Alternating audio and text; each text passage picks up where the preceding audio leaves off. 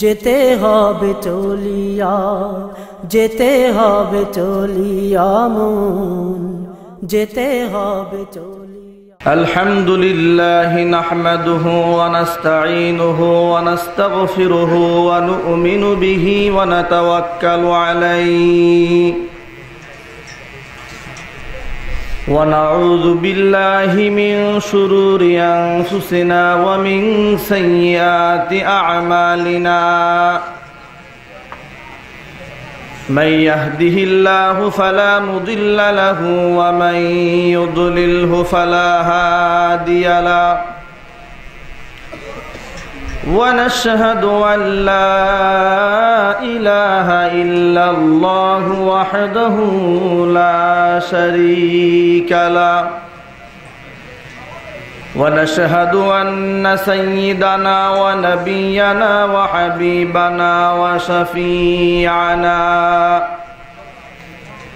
ومولانا محمدا عبده ورسوله الذي أرسله بالحق بشيرا ونذيرا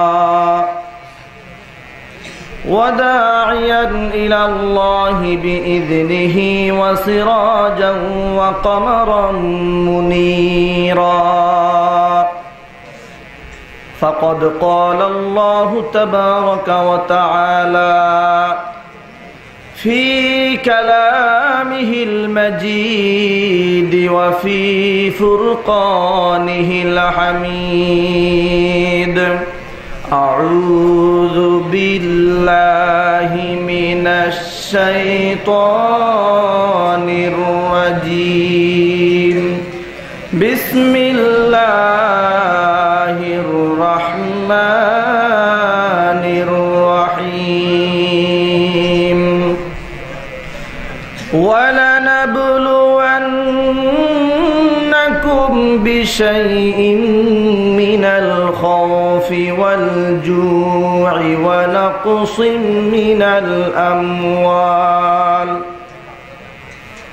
ونقص من الأموال والأنفس والثمرات وبشر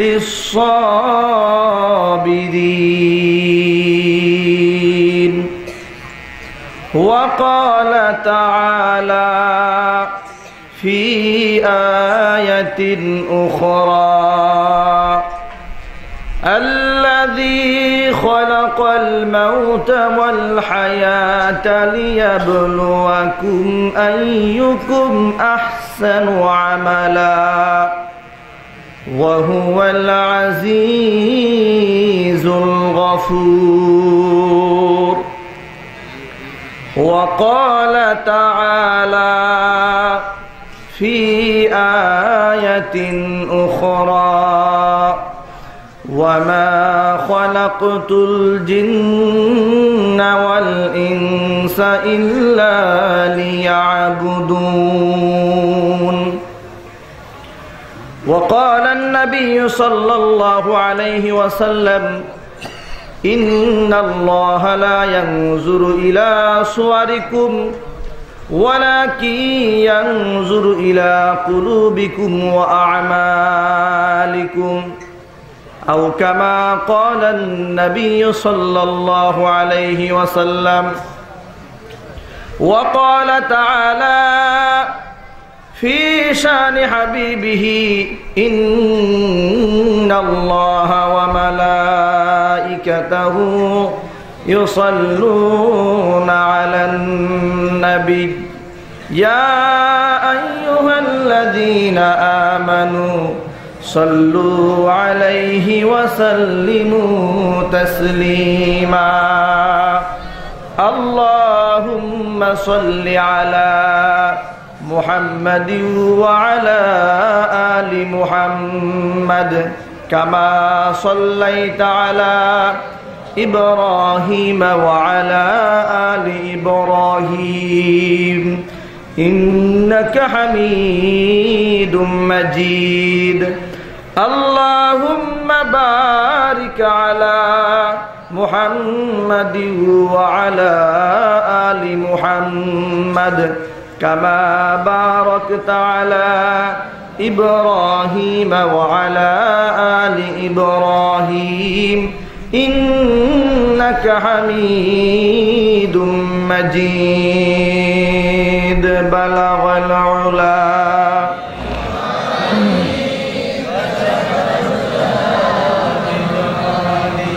حسنت جميع خصاله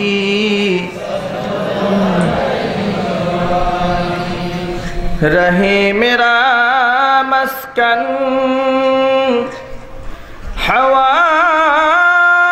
हवाली काबा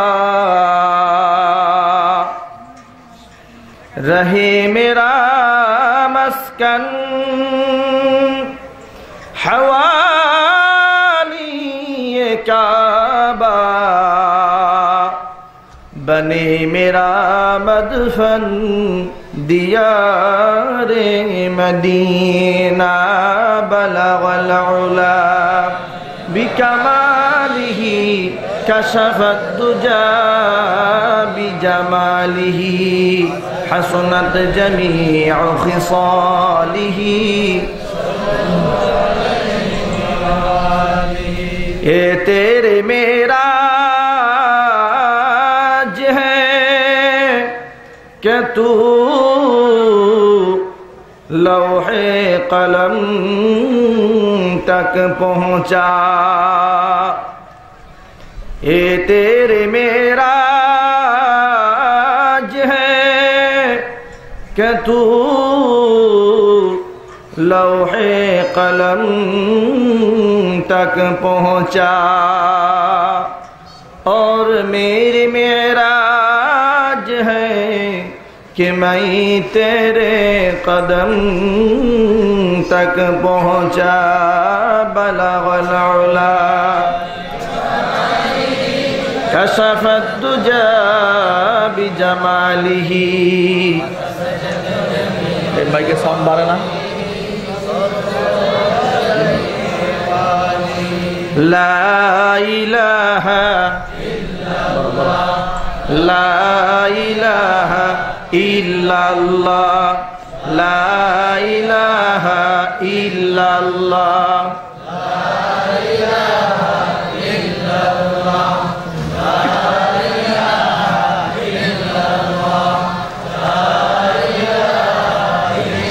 मोहब्बत जबान छेड़े दिए सकले मिले ला इलाहा इल्लल्लाह ला इलाहा इल्लल्लाह ला इलाहा इल्लल्लाह ला इलाहा इल्लल्लाह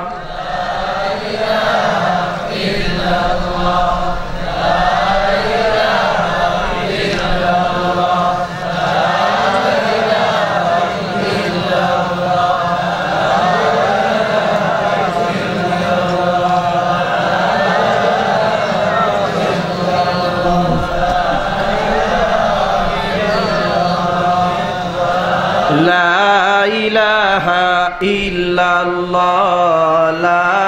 इलाहा इल्लल्लाह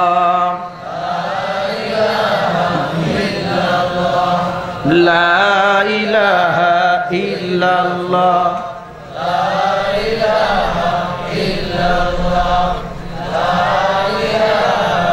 इल्लल्लाह ला इलाहा इल्लल्लाहु मुहम्मदुर रसूलुल्लाह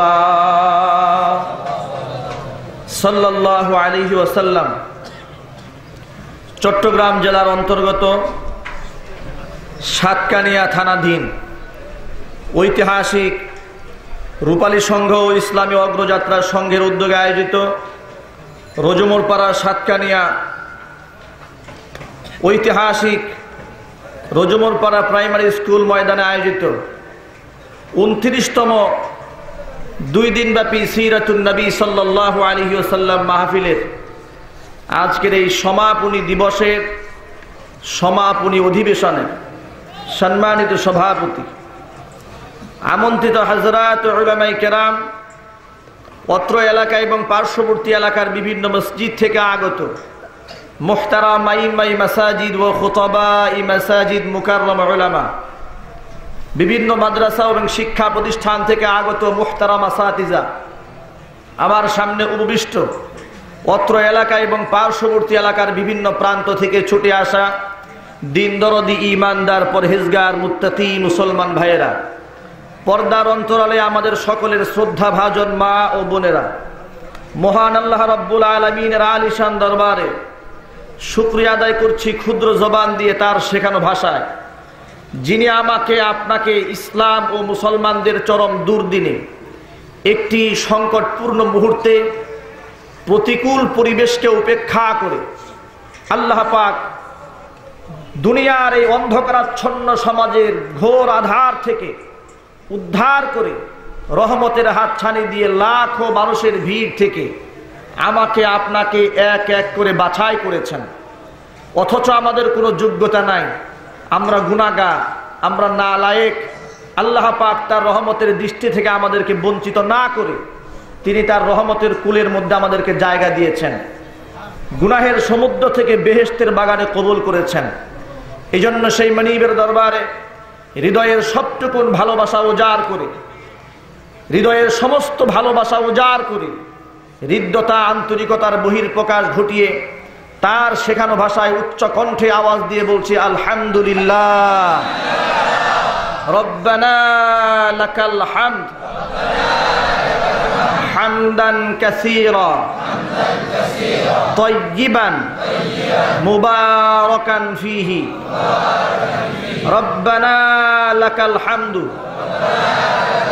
কামা ইয়ানবাগি লিজালালি ওয়াজহিকা ওয়া আযীমি সুলতানিকা। প্রিয় বন্ধুগণ, আল্লাহ রাব্বুল আলামিন এমন একটি পরিবেশে আমাদেরকে আজকে এই বেহেশতের বাগানে কবুল করেছেন। পরিবেশটা খুব একটা ভালো না, অবস্থা খুব একটা অনুকূলে না, কারণ এই বেহেশতের বাগানকে তো বন্ধ করে দেওয়ার জন্য বহু ষড়যন্ত্র চলছে। কত মাহফিল হতে দেওয়া হচ্ছে না, আলেমদের কণ্ঠকে, টুটিকে চেপে ধরে রাখা হয়েছে, কোরআন আওয়াজকে বন্ধ করে দেওয়া হয়েছে।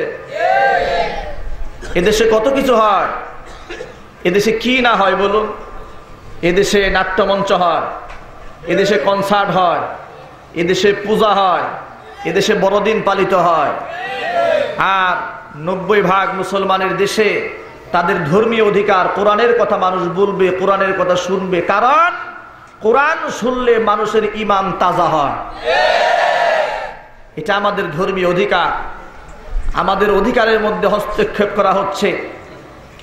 এই জন্য আল্লাহ পাকের শুকরিয়া আদায় করছি যে আল্লাহ পাক এত বাধা বিঘ্নতা থাকা সত্ত্বেও আল্লাহ পাক যে রুজুমর পাড়াবাসী ভাইদেরকে, এই রূপালী সংঘের ভাইদেরকে, ইসলামী অগ্রযাত্রা সংঘের ভাইদেরকে কবুল করেছেন মাহফিলটা করার জন্য, তাদের এই আন্তরিক প্রচেষ্টাকে ধন্যবাদ জানাই এবং শুকরিয়া আদায় করছি সে সুমহান দরবারে, যে মহান আল্লাহ তাআলা সমস্ত বাধা বিপত্তিকে পিছনে ফেলে দিয়ে এই দুনিয়ার জমিনে সুন্দর বেহেশতের বাগানে কবুল করেছেন।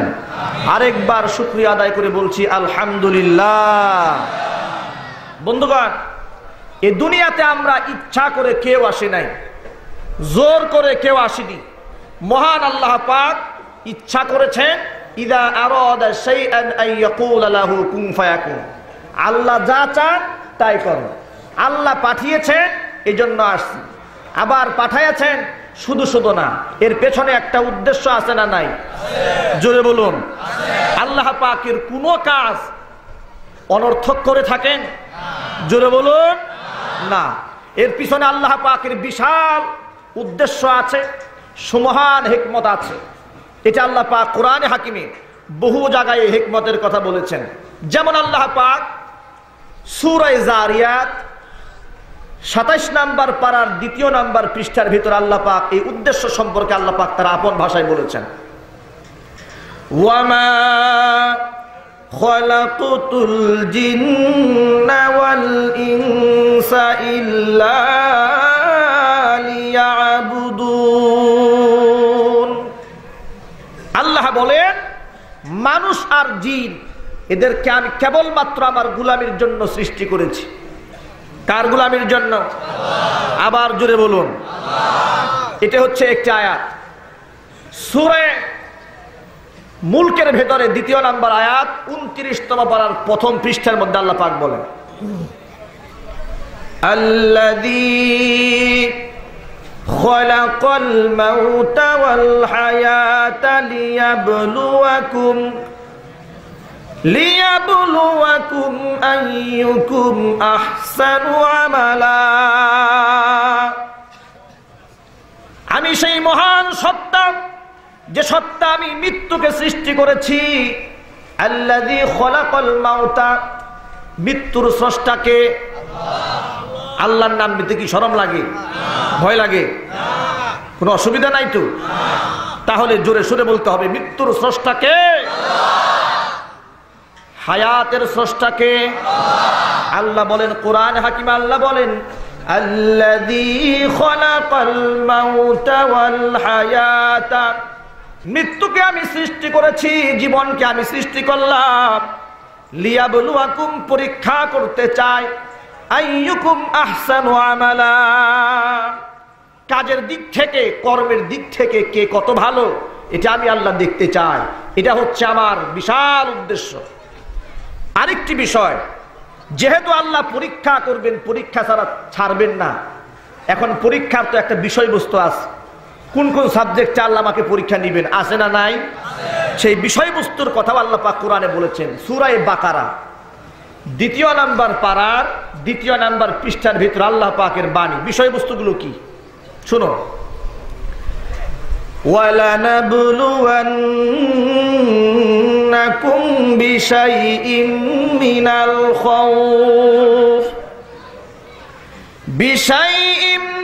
الْخَوْفِ وَالْجُوعِ وَنَقْصٍ مِّنَ الْأَمْوَالِ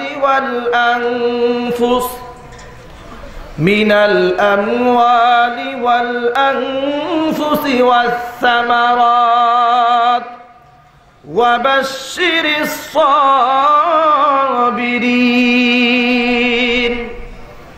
আল্লাহ পাক বলেন এরে মুমিন বান্দারা, অবশ্যই তোমাদেরকে আমি আল্লাহ পরীক্ষা করব। বিষয়বস্তু হলো বিশাইইম মিনাল খাউফি, কখনো ভয় দ্বারা ভীত সন্ত্রস্ততার মধ্যে ফেলে দেব। মুখের মধ্যে দাড়ি নিয়া, মাথার মধ্যে টুপি নিয়া, নবীর সুন্নাহ সমাজের মধ্যে বাস্তবায়ন করতে গিয়ে রাস্তায় যখন নামবা, অনেক সময় তোমাদেরকে ধাওয়া করা হবে, অনেক সময় গ্রেফতারের আতঙ্ক দেখানো হবে। আমি আল্লাহ এই সন্ত্রস্ততার ভিতরে দেখতে চাই ধৈর্য ধারণ করে, সবর ইখতিয়ার করে আমার দিনের মধ্যে কারা কারা প্রতিষ্ঠিত থাকতে পারো। বিশাইইম মিনাল খাউফ, আল্লাহ পাক ভয় দিয়া পরীক্ষা করবেন। ভয় দিবেন কে? জোরে বলুন। ইমানদারদের ভয় আছে না নাই? ইমানদারদের বিরাট ভয়। মদখোর আর গাঁজাখোরদের কোনো ভয় নাই। গাঁজাখোরেরা রাস্তায় হাঁটে, ওদেরকে কেউ জিজ্ঞাসা করে না, কারণ শয়তান ওদেরকে দেখে আগেই পালায়। শয়তান বলে আমি আর কি ডিউটি পালন করবো, ও তো আমার জিম্মাদারি নিয়েই নিছে, তাহলে তো এখানে আমার ডিউটির দরকার নাই। আমি দেখি একটু আলেম ওলামাদের পিছনে গিয়ে একটু কাজটা সারতে পারে কিনা। ঠিক কিনা জোরে কর। মুখের মধ্যে দাড়ি নিয়ে চললে একটা সময়, এই যে আমাদের যে সমাজ ব্যবস্থা বর্তমানে চলছে, দাড়িওয়ালার কি খুব বেশি নিরাপদ? জবাব দিবেন পুরুষের মতো, ইমানদারের মতো। মিথ্যা কথা বলবেন না, সঠিক বলবেন। কোরআনের মাহফিল, দাড়ি আর টুপিওয়ালারাকে বাংলার জমিনে খুব নিরাপদ। এই যে আল্লাহ বলেছেন বিশাইইম মিনাল খাউফ, ভয় দিয়ে আমি পরীক্ষা করব। আর কি দিব? ওয়াল জুই, পেটের ক্ষুধা দেব। দারিদ্রতার কষাঘাতে পিষ্ট করে ফেলবো। আমি দেখতে চাই যে এই যে দারিদ্র জীবন যাপন করার পরেও তুমি কি আমি আল্লাহকে ভুলে যাও কিনা। সুবহানাল্লাহ, চিৎকার দিয়ে বলুন সুবহানাল্লাহ। আল্লাহ পাক বলেন বিশাইইম মিনাল খাউফি ওয়াল জু', ওয়া নাকসিম মিনাল আমওয়াল, কখনো আমি আল্লাহ সম্পদ বিনষ্ট করে দেব, ওয়াল আনফুসি, কখনো জীবনটাকে ঝুঁকির মধ্যে ফেলে দেব। জীবনের ঝুঁকি থাকবে, সম্পদ তছনছ হয়ে যাওয়ার ঝুঁকি থাকবে, পরীক্ষা করব। ক্ষুধা দিয়ে পরীক্ষা করব, দারিদ্রতা দিয়ে পরীক্ষা করব, ভয় ভীত সন্ত্রস্ত পরিবেশের মধ্যে ফেলে দিয়া পরীক্ষা করব। আমি আল্লাহ দেখতে চাই এই সবগুলি পরীক্ষার মধ্যে যদি ধৈর্য ধারণ করে থাকতে পারো, ও নবী আমার, যেই মানুষগুলি ধৈর্য ধারণ করে থাকবে ওই সমস্ত মানুষগুলাকে আপনি জান্নাতের সুসংবাদ জানিয়ে দেন।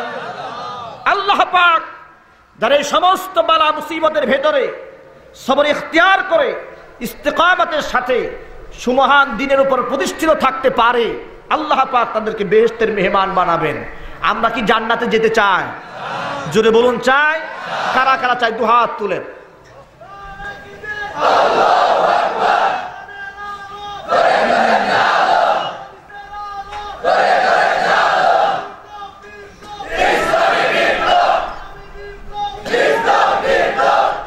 বন্ধুগণ, জান্নাতে যদি যেতে চায় ভয়ের মোকাবেলা করতে হবে।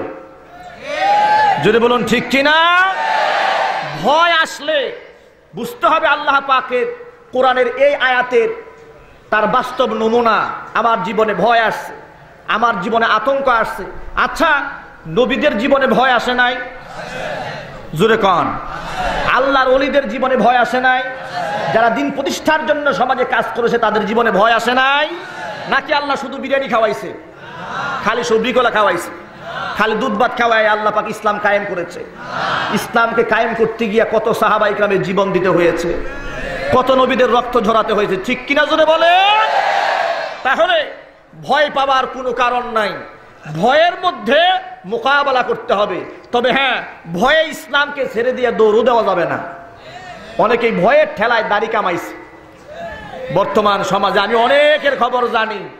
জোরে কন ঠিক কিনা? তাহলে আপনি কিসের ছাতার ভয়ের মোকাবেলা করলেন? আপনি তো কুফুরির শক্তির সামনে নত হয়ে গেলেন। কুফুরির শক্তির সামনে দাড়ি আর টুপি দেখলে যাদের ভিতরে চুলকানি যন্ত্রণা শুরু হয়ে যায়, অ্যালার্জি সৃষ্টি হয়।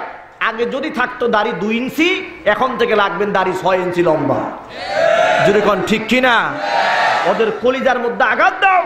নবীজি বলেছেন খালিফুল ইয়াহুদা ওয়ান নাসারা, ইহুদি নাসারা যা করে তোমরা তার উল্টাটা করবা। ওরা দাড়িরে কামায়, মুস্কে বানায় মুচ্চামিয়া লম্বা সাপ, তোমরা মুস্কে খাটো করবা, দাড়িকে লম্বা বানাইবা। রাসূলুল্লাহ বলেছেন, সুবহানাল্লাহ বলবেন না? তবে হ্যাঁ, এটাও মনে রাখতে হবে দুনিয়ার সব মানুষের পরীক্ষা কিন্তু সমান না, সমান। আমি উদাহরণ দিয়ে অনেক জায়গায় বলি, এই যে আমাদের দেশে রিক্সাওয়ালা, তারা রিক্সা চালায়, ভ্যান চালায়, এরাও কিন্তু পাইলট, আর বিমান চালায় উনিও পাইলট। কথা বুঝে আসছে? এখন এই 2 পাইলট কি সমান? জোরে বলুন। রিক্সা চালাইতে গেলে বিএ পাস করতে হয়, এমএ পাস, বিরাট আলেম হইতে হয়, অনেক ট্রেনিং নিতে হয়। মজবুত 2টা পা, আল্লাহর দেওয়া দান, মজবুত 2টা হাত, সুন্দর করে মেশিন স্টার্ট দিছে, ঠিক কিনা জোরে কন? আর পক্ষান্তরে যিনি বিমান চালায় তার পরীক্ষা দিতে হয়, তাকে পড়াশোনা করতে হয়, স্মার্টনেস থাকতে হয়, ফিটনেস থাকতে হয়, হার্ড ট্রেনিং দিতে হয়। কেন? ওর তো দাম বেশি, ওর তো দাম বেশি, মর্যাদা বেশি, ওর পরীক্ষাটা কঠিন বেশি, ঠিক কিনা জোরে বলুন? কারণ হচ্ছে রিক্সাওয়ালা যদি তার রিক্সাটা অ্যাক্সিডেন্ট করে, এতে করে মানুষের বিরাট বড় ক্ষয়ক্ষতি হওয়ার সম্ভাবনা খুবই কম। চালাক চতুর যদি হয়, পাও ছিলবে না, ব্যাঙের মতো লাভ দিয়ে 6 হাত দূরে গিয়ে পড়বে। আর যদি একটু হাবাগুবা হয়, তাহলে হয়তো পাটা ছিলতে পারে, বড় জোর এটা হবে। পক্ষান্তরে পাইলট যদি বিমান মিস্টেক করে, সেখানে যদি ভুল হয়, তাহলে কি হবে? মালয়েশিয়া এয়ারলাইন্সের মতো অবস্থাটা হবে। এই যে কয়েকদিন আগে মাস এয়ারলাইন্স যে ডুবে গেল, কয়েক সপ্তাহ তো খুঁজেই পাওয়া গেল না। 2-3 দিন আগে খুঁজে পাওয়া গেছে ভারত সাগরের দক্ষিণ পাশে তার একটা আলামত পাওয়া যাচ্ছে। তবে এটাও নিশ্চিত একজনও জিন্দা ফিরে নাই। এই হচ্ছে উপরের পাইলটের হালাত। যেহেতু তার কর্মের মধ্যে ঝুঁকি বেশি, এই জন্য তার দায়িত্ব পালন করতে গেলে তাকে হার্ড ট্রেনিং দিতে হয়। আবার তার বেতন স্কেল বেশি, সম্মানও বেশি, মর্যাদাও বেশি। আর রিক্সাওয়ালা যেহেতু বেতন কম, এর সম্মানও কম, এই জন্য একে হার্ড ট্রেনিং দিতে হয় না। এটা একটা সিম্পল উদাহরণ। যেমন আপনি ধরুন, এই যে আপনাদের চট্টগ্রাম শাহ আমানত ইন্টারন্যাশনাল এয়ারপোর্ট, এখানে যখন বিমানটা এসে ল্যান্ড করে, পাইলট যদি সামান্য একটুখানি ভুল করে, বিমানটা সরাসরি কর্ণফুলের পানিতে, ঠিক না? ডাইরেক্ট কর্ণফুলের পানিতে গিয়ে ডুববে। কক্সবাজার এয়ারপোর্টে যদি ভুল করে, ডাইরেক্ট বঙ্গোপসাগরে গিয়ে ডুববে। আর ঢাকা এয়ারপোর্টে ভুল করলে কই যাবে? বুড়িগঙ্গার পচা পানিতে, ঠিক কিনা জোরে বলুন। তাহলে বোঝা গেল তার দায়িত্বে বিরাট ঝুঁকি। পক্ষান্তরে রিক্সাওয়ালার ঝুঁকি কম, বেতন স্কেল কম, পরীক্ষাও কম। এটা একটা উদাহরণ। আরেকটা জিনিস দেখেন, আপনাদের এলাকায় 20 তলা, 30 তলা, 50 তলা বিল্ডিং যখন বানানো হয়, চট্টগ্রাম শহরে 15 তলা, 16 তলা বিল্ডিং আছে না? এই 20 তলা বিল্ডিং বানাতে যতগুলো মাটি খুঁড়তে হয় এবং সেখানে যে পরিমাণ ইট, বালিকোনা, সিমেন্ট, রড ঢুকাতে হয়, সেমি বিল্ডিং, একতলা একতলা বিল্ডিং বানাতে এত কিছু ঢুকাতে হয়? প্রয়োজন হয় না। এটা হচ্ছে দুনিয়ার আরেকটা সহজ উদাহরণ। এবার আপনি দুনিয়াটা বুঝলেন, এবার আখিরাতটা বুঝেন। আল্লাহ রাব্বুল আলামিন কাল হাসরের ময়দানে যেই ব্যক্তিকে আল্লাহ পাক জান্নাতের যত বেশি উঁচু মাকাম দান করে দিবেন, দুনিয়ার জমিনে আল্লাহ পাক তাকে তত বেশি হাত পরীক্ষার মধ্যে ফেলে দিবে। কি কোন ঠিক কিনা? ইমানদার যারা হবে, কাল হাসরের ময়দানে জান্নাতের ভিতরে যাকে আল্লাহ পাক যত বেশি উঁচু মর্যাদার মাকাম দান করে দিবেন, দুনিয়ার জমিনে আল্লাহ পাক তাকে তত বেশি কঠিন পরীক্ষায় ফেলে দিবে।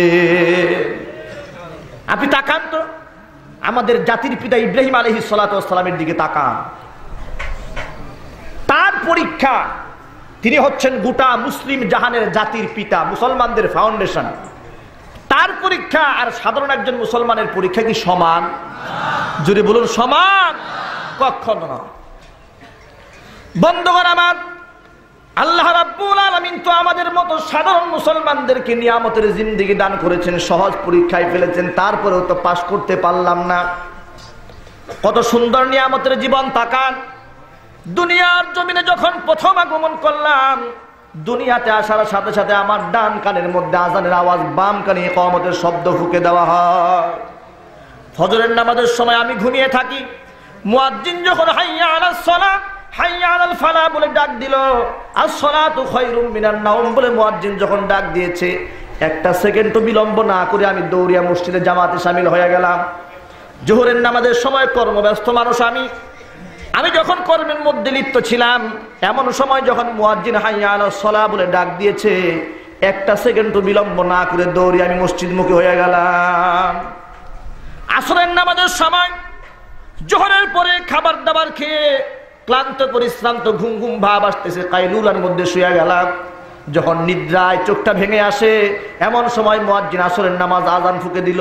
একটা মুহূর্ত বিলম্ব না করে দৌড়িয়ে আমি মসজিদে চলে গেলাম। মাগরিবের নামাজের সময় মানুষ যখন খেলায় ব্যস্ত, মানুষ যখন গল্পের আড্ডায়, চায়ের আড্ডায় মত্ত, ওই মুহূর্তে আমি মুয়াজ্জিন আজান শুনে দৌড়িয়ে মসজিদে চলে গেলাম।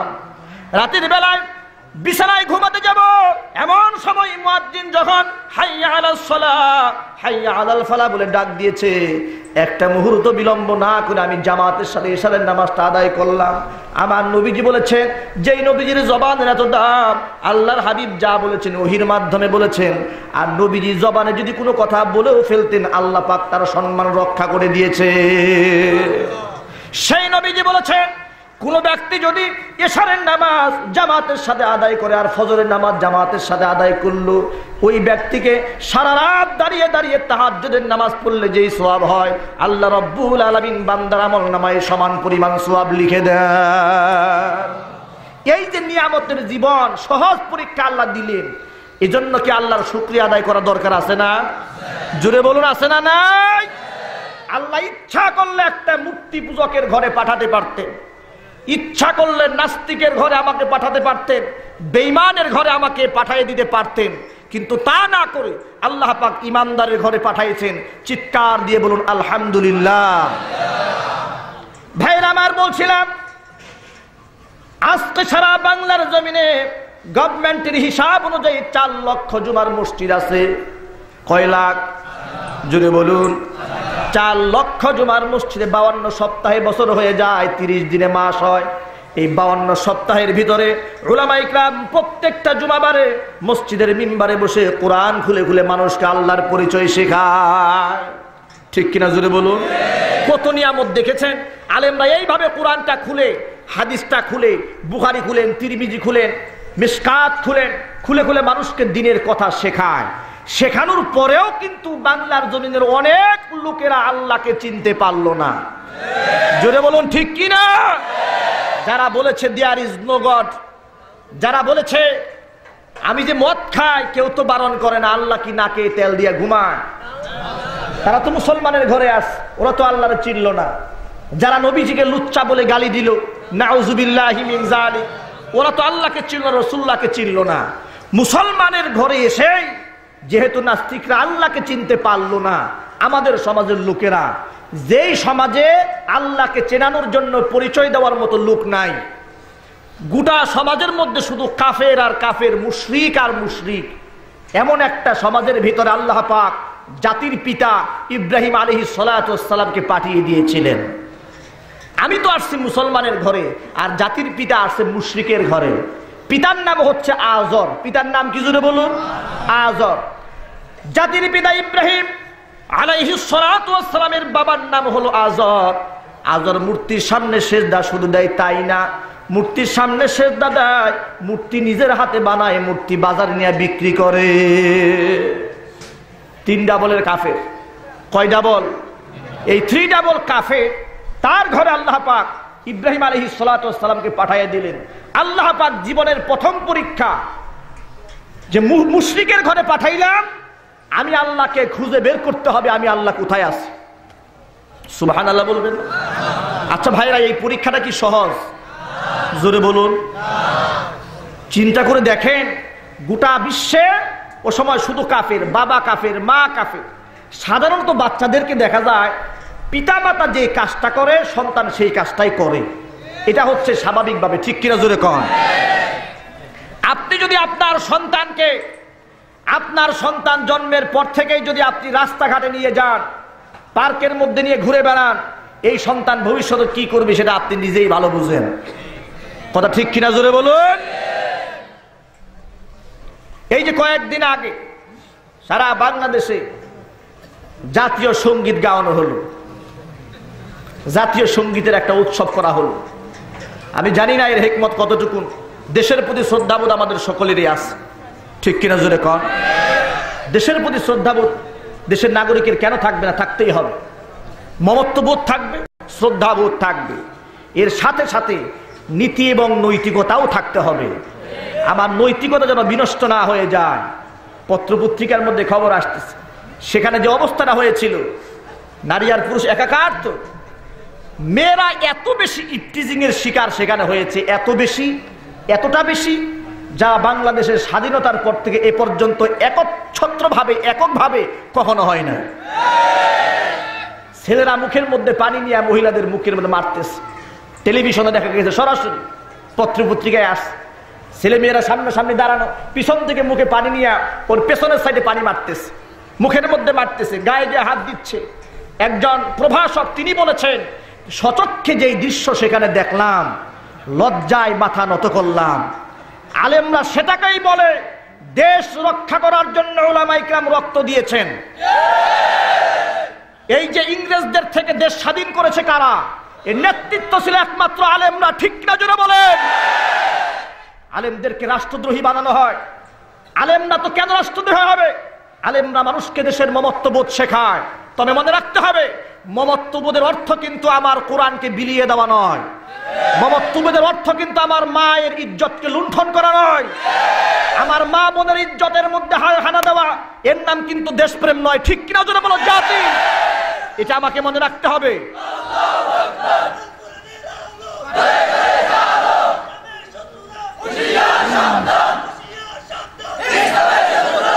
আর আমাকে এটাও মনে রাখতে হবে, আমার মা বোনদের ইজ্জত রক্ষা করা এটাও আমাদের জাতির দায়িত্ব।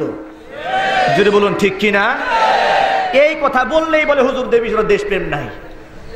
চিন্তা করছে কি বানাইছে, সিস্টেম ডাক পেয়েছে একটা, হুজুরদের মধ্যে দেশপ্রেম নাই। আচ্ছা দেশপ্রেম হইলো কেমনে? তুমি তোমার আমার একটা বোনকে তুমি নির্যাতিত করবা, সেখানে লম্পট শ্রেণীর লোকেরা যাবে, ওরা ওপেনে তারা এমন নৃত্য করবে, এমন গান করবে, এমন ভাবে তারা নিজেকে বিলিয়ে দেবে যেখানে আমার ধর্ম লাঞ্ছিত হয়, আল্লাহর আইনকে অবমাননা করা হয়। এই যে কয়েকদিন আগে এই কক্সবাজারের সমুদ্র সৈকতে যে ঘটনা হলো, গত সপ্তাহের আগের সপ্তাহে T20 বিশ্বকাপ উপলক্ষে বাংলাদেশের কক্সবাজারে সারা পৃথিবীর সর্ববৃহৎ সমুদ্র সৈকত, সেখানে ওপেনে নারী আর পুরুষদেরকে নৃত্য করানোর যে চেষ্টা করা হয়েছে এবং তা বাস্তবায়ন করা হয়েছে, কক্সবাজারবাসী বলেছে জীবনে এই বেহায়াপনা সচক্ষে ওপেনে কখনো দেখি নাই।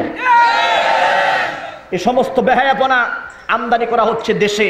আমি আমার তৌহিদি যুবক ভাইদেরকে বলতে চাই, যুবক ভাইরা মজবুত থাকতে হবে।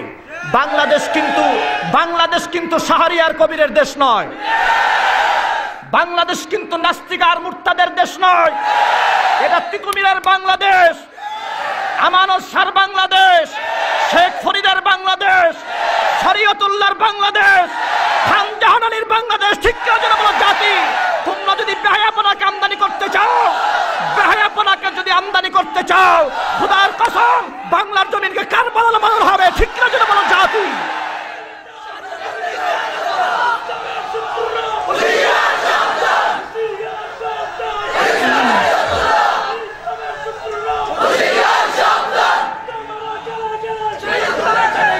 বন্ধুগণ আমার, মনে রাখতে হবে এদেশ কিন্তু কারবালা হয়ে যাবে। যে বলো ঠিক কিনা জাতি? এদেশের মধ্যে বেহায়াপনা আমদানি করা যাবে না।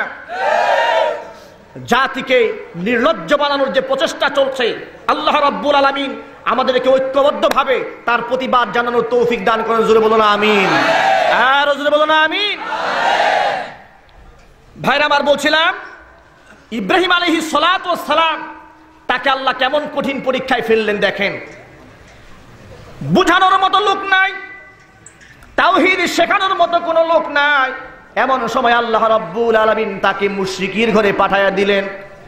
ছোট্ট ছোট্ট বাচ্চারা সেই কাজটাই করে যে এই কাজটা বাবা আমাকে করতে দেখে। ঠিক কিনা জোরে কন?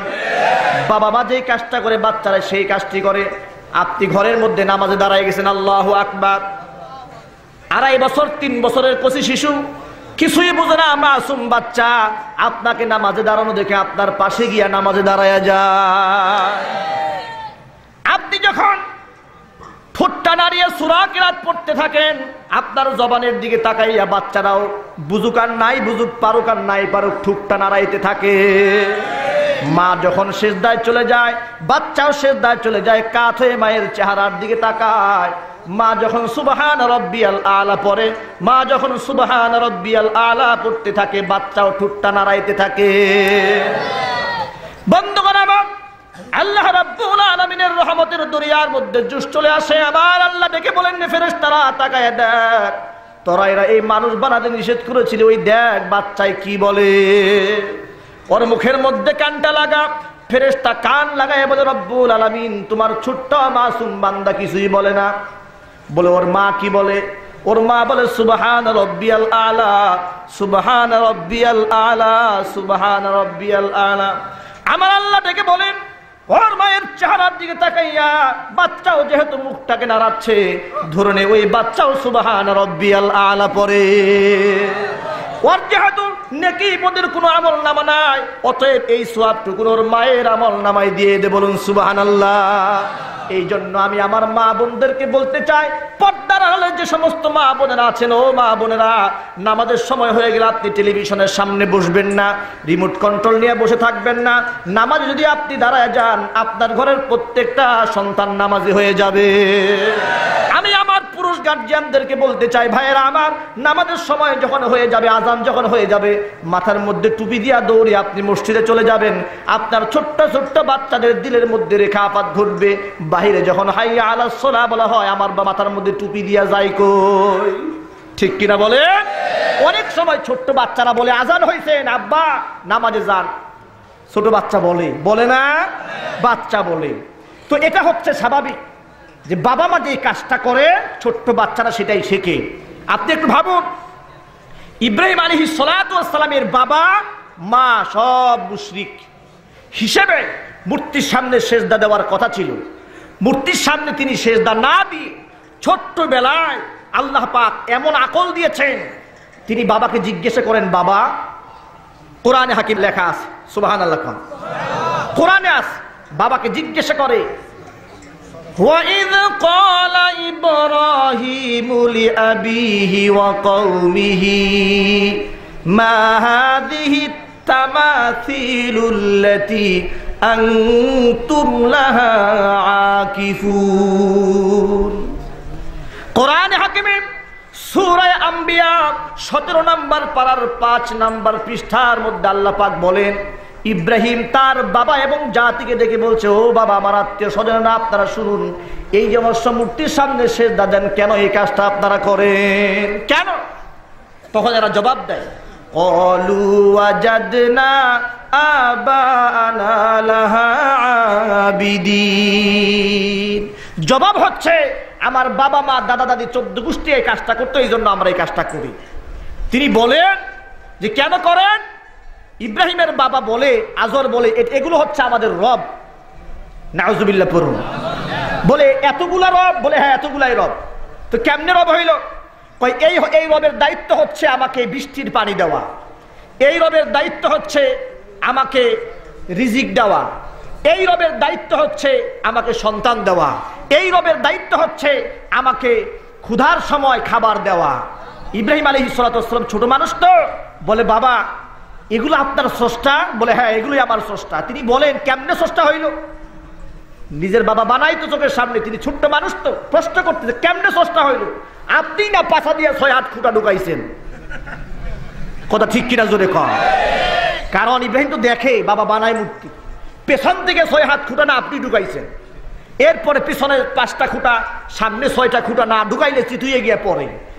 এই যদি হয় আপনার ক্ষুধার অবস্থা, সে কেমনে ক্ষুধা হইল? সুবহানাল্লাহ। ইব্রাহিম আলাইহিস সালামকে বাবা ডেকে বলে, ইব্রাহিম, ছোট মানুষ তো, বুঝো না, বড় হইলে সব বুঝবা।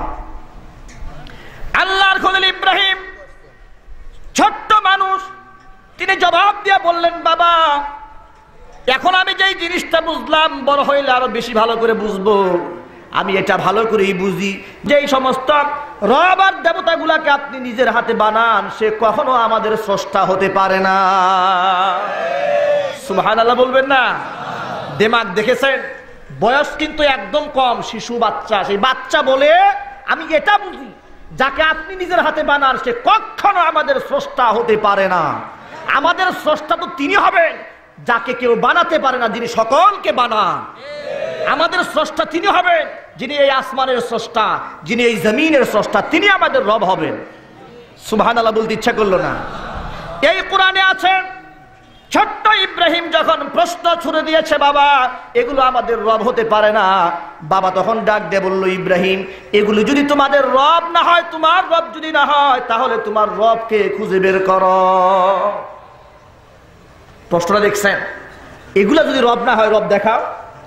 এখন রাতের বেলা এই ছোট্ট মাসুম বাচ্চা রব খুঁজতে বের হইছেন। সুবহানাল্লাহ। আমার বানানো ইতিহাস বলছিলাম, কোরআন হাকিম আল্লাহ রাব্বুল আলামিন সূরা আনআমে 7 নম্বর পারার 16 নম্বর পৃষ্ঠার ভিতরে বলেছেন, আমার খলিলের ইব্রাহিমকে যখন জাতি প্রশ্ন ছুড়ে দিল, তখন জাতির পিতা ছোট্ট খলিল আমি আল্লাহকে খোঁজার জন্য রাতের বেলায় বের হয়ে যায়। ফালাম্মা জান্না আলাইহিল লাইলু রাআ কাওকাবা قال هذا ربي فلما أفل قال لا أحب الآفلين। আল্লাহ রাব্বুল আলামিন বলেন, রাত যখন গভীর হয়ে যায়, তখন আমার ছোট্ট খলিল আকাশের দিকে তাকায়া তারকা দেখতে পায়। রাআ কাওকাবা, কি দেখতে পায়? তারকা মিটমিট করে জ্বলতেছে। ইব্রাহিম আলাইহিস সালাতু ওয়াস সালাম ভাবেন, এত সুন্দর তারা তাম দুনিয়াটাকে আলোকিত করছে, হাযা রব্বি, এটা বোধহয় আমার রব হতে পারে। সুবহানাল্লাহ। তিনি ভাবতেছেন, এটা আমার রব হতে পারে। আল্লাহ পাক ইতিহাস বলেছেন, আল্লাহর ইতিহাসে কোনো ভুল আছে? কোনো সন্দেহ আছে?